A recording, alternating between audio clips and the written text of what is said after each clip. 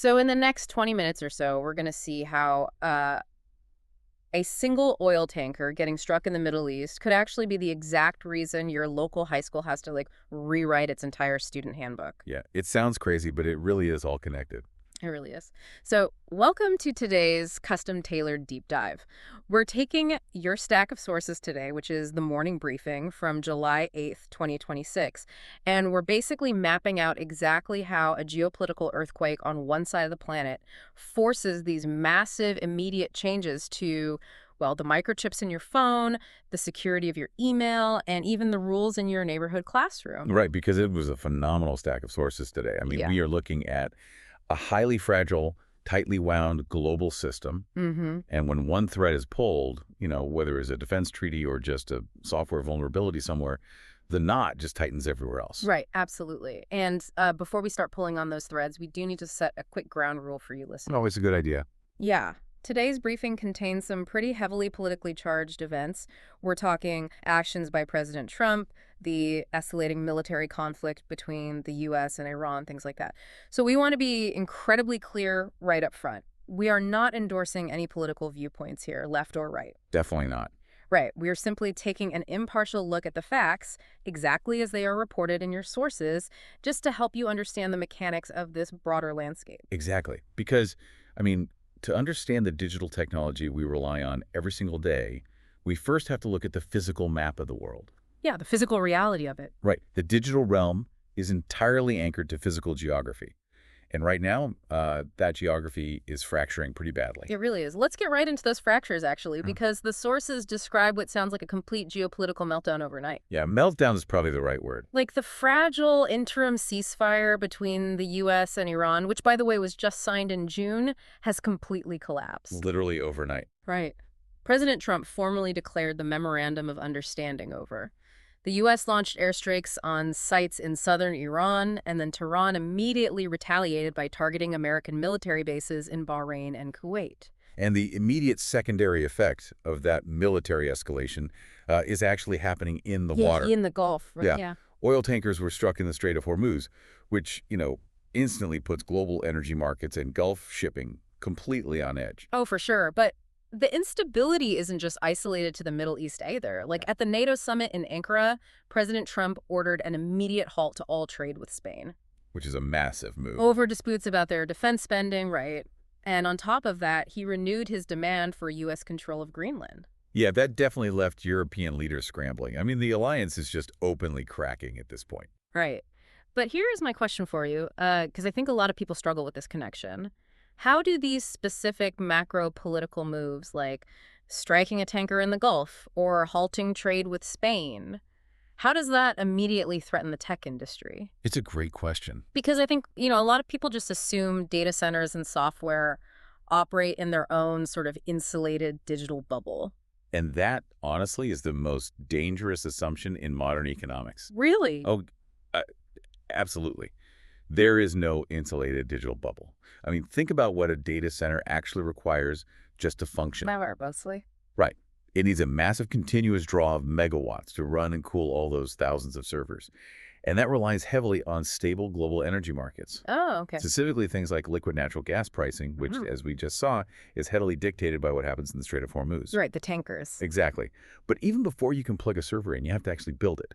And the semiconductor supply chain is, without a doubt, the most complex physical assembly line in human history. Okay, let's unpack that assembly line a bit. Because if you view the global tech supply chain as like a massive, delicate game of Jenga. Oh, that's a perfect way to look at it. Right. Like if I'm a massive tech company, I'm sourcing raw silicon, rare earth metals, maybe specialized neon gas from entirely different continents. Yep, from all over the map. Then I'm shipping them to fabrication plants in Asia, packaging them somewhere else, and finally shipping the finished product back to the US or Europe.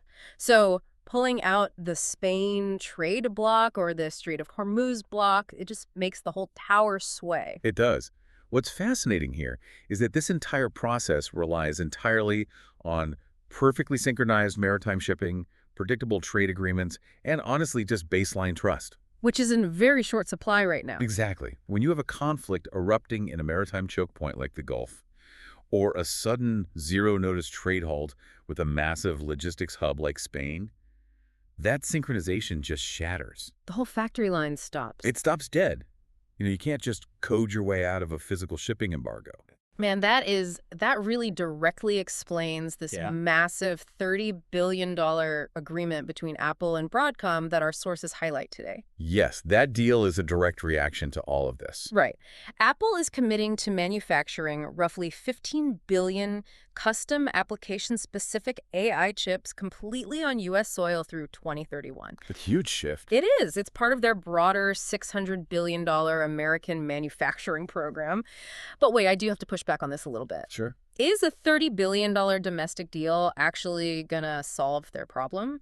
Or is this just incredible PR? Because you literally just said the supply chain relies on raw materials from all over the planet. Right. You can't just wish an entirely domestic supply chain into existence simply because the geopolitical landscape is getting scary. No, you're absolutely right to be skeptical about that. Apple cannot instantly source every single raw material domestically. That's just not physically possible. Yeah.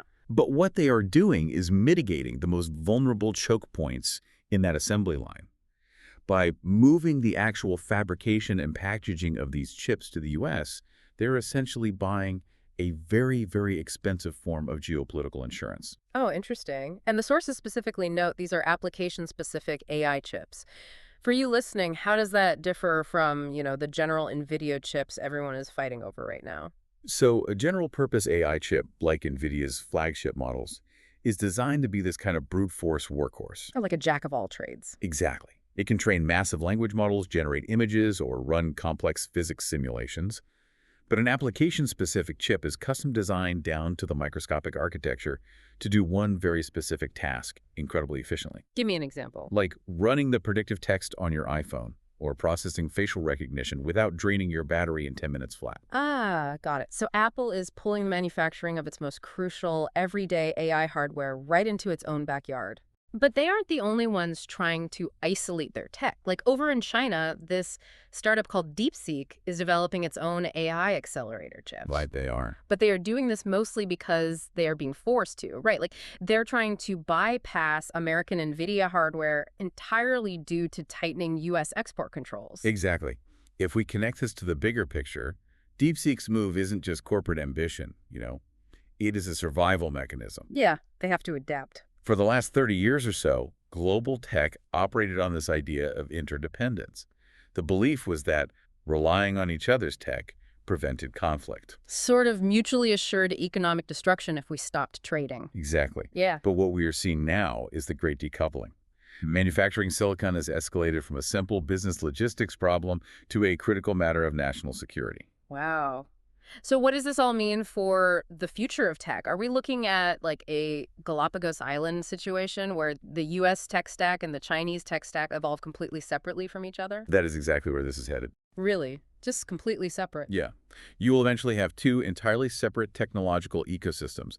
They'll be built on different hardware architectures using totally different communication protocols and basically designed to never interact with one another. Man. Tech sovereignty is the new arms race. But it's not just the physical silicon hardware getting locked down by national interests, is it? No, not at all. Because the sources show that the AI software running on those chips is moving completely out of its Wild West startup phase and running headfirst into massive government bureaucracy. And this transition is fascinating, really, because AI is currently occupying two completely contradictory roles on the global stage. How so? Well, it is simultaneously the biggest security vulnerability a nation has and its most essential defense mechanism.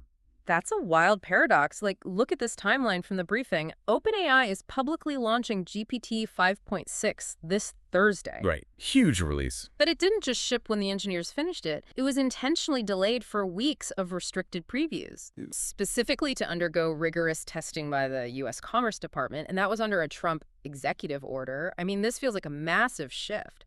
A major frontier AI model is only seeing the light of day after it clears a federal checkpoint. It is a profound shift. Governments are finally realizing they can no longer afford to play catch-up. They have to be proactive. Exactly. They are forcibly inserting themselves into the deployment pipeline because the potential fallout of a flawed frontier model is just, frankly, too high. But, while the government is busy testing the new, shiny AI, older software systems are currently under absolute siege. Oh, yeah. The legacy stuff is getting hit hard. Right. The Cybersecurity and Infrastructure Security Agency, CISA, issued this urgent patch deadline for July 10th.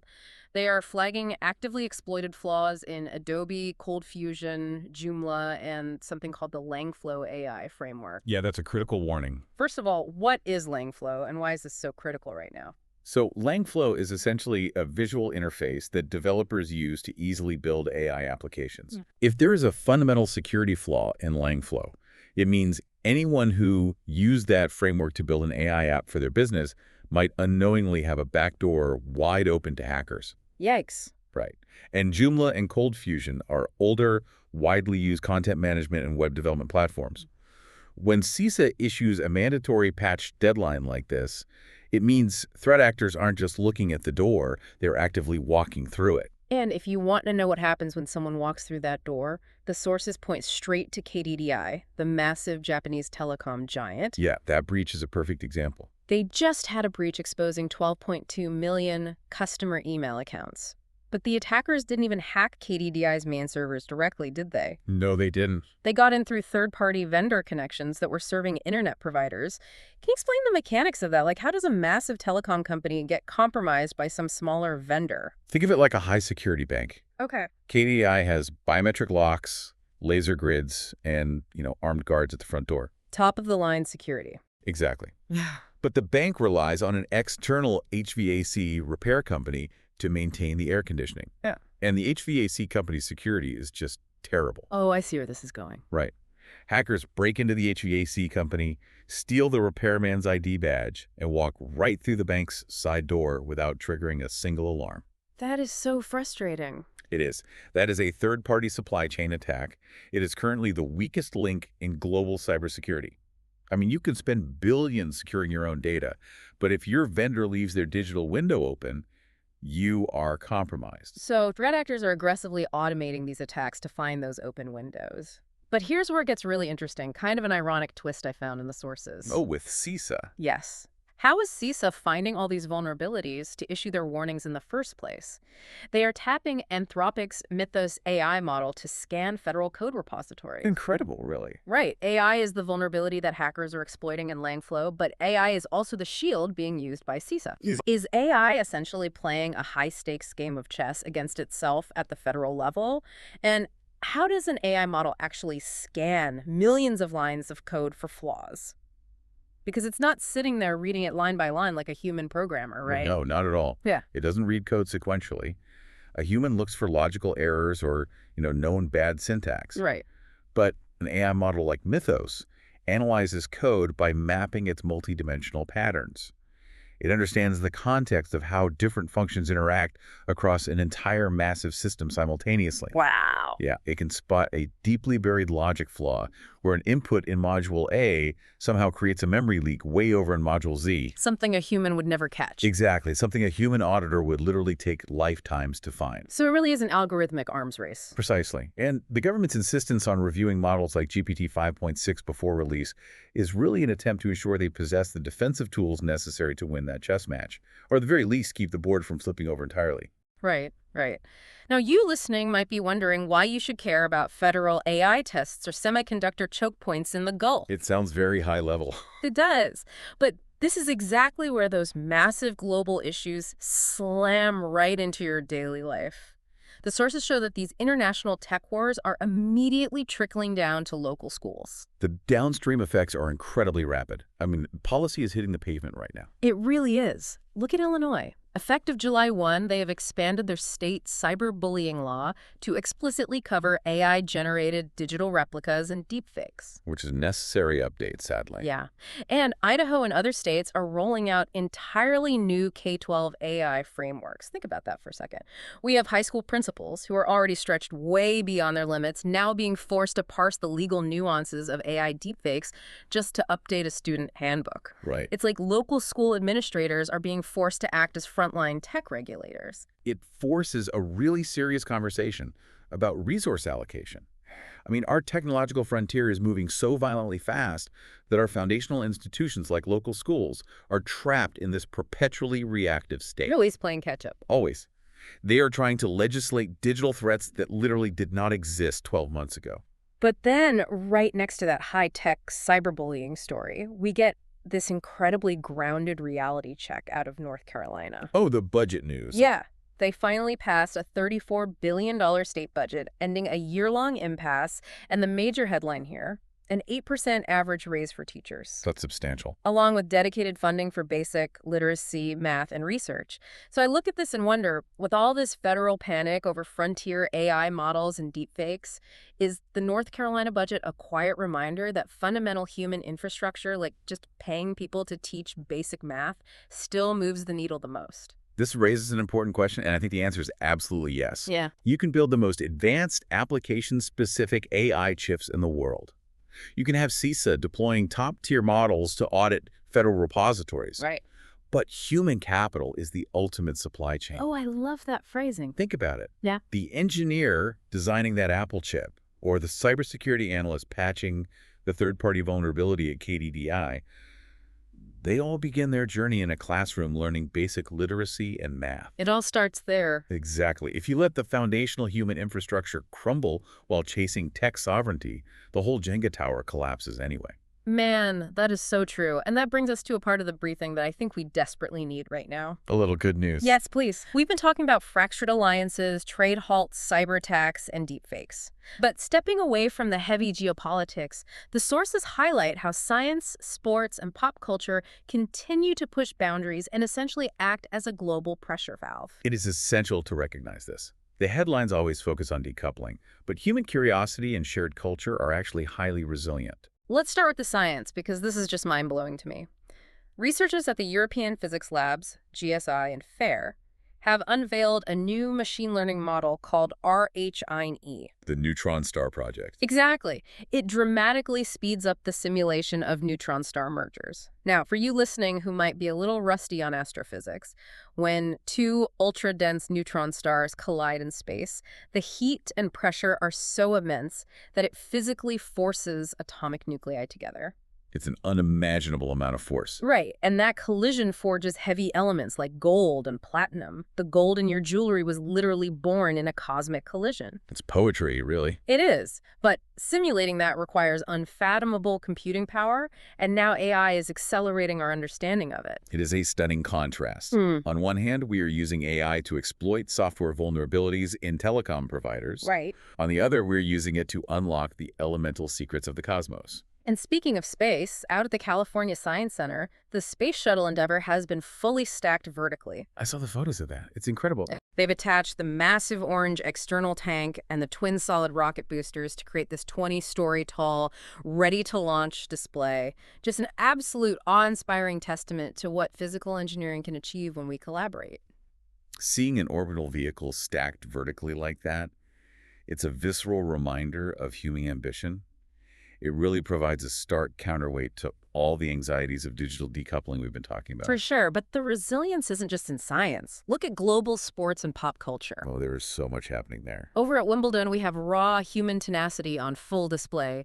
Barbora Krejcikova miraculously saved 7 match points to upset Mira Andreeva while Coco Gauff advances. 7 match points is just unbelievable mental toughness. Right. And then in London, the internet completely melted down because BTS is doing a reunion tour. Oh, the Jungkook moment. Yes, Jungkook gave his bandmate Jin a piggyback ride while singing Butter.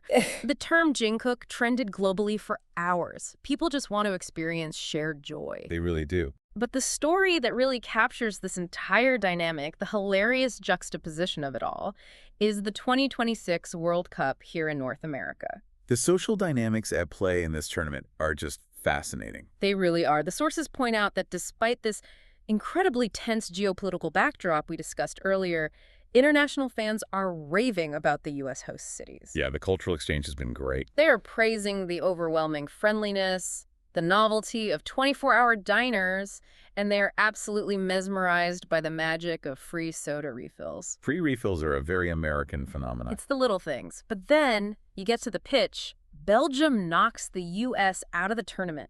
And how do they celebrate? This was wild. The Belgian players mock President Trump by doing his signature YMCA dance on the field. Just right there on the grass. It's like the world's biggest, most dysfunctional block party.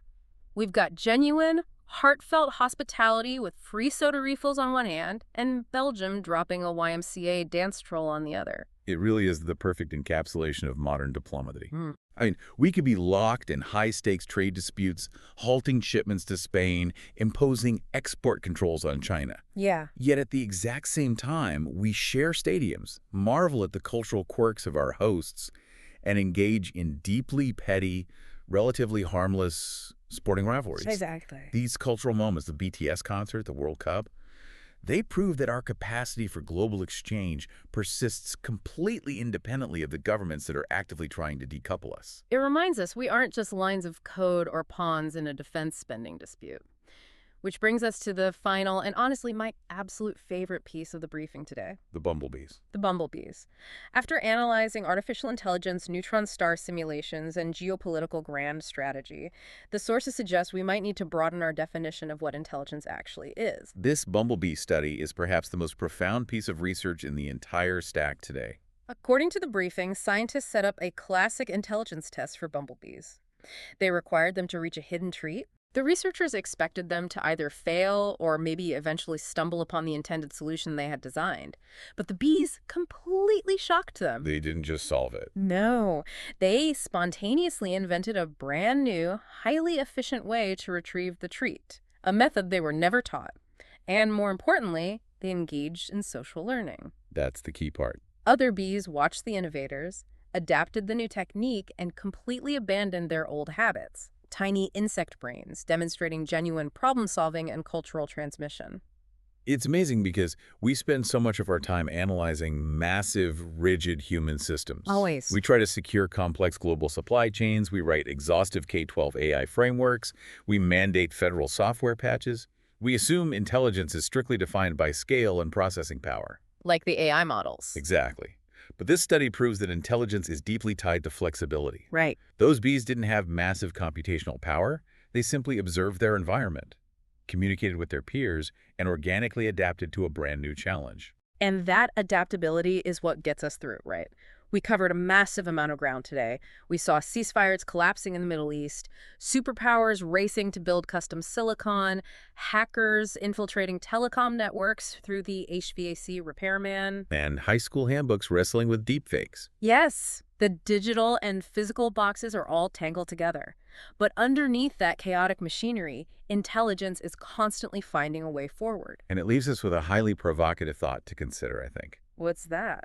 Well, if tiny insect brains can spontaneously invent entirely new, efficient solutions to complex puzzles simply through social learning and observation, it makes you wonder about us. Oh, for sure. Can our massive, gridlocked human institutions, from fractured military alliances to strained local school boards, organically evolve entirely new ways to solve our problems? That is the question. Or are we going to stay trapped, relying entirely on the rigid algorithms and heavy policies we've already built?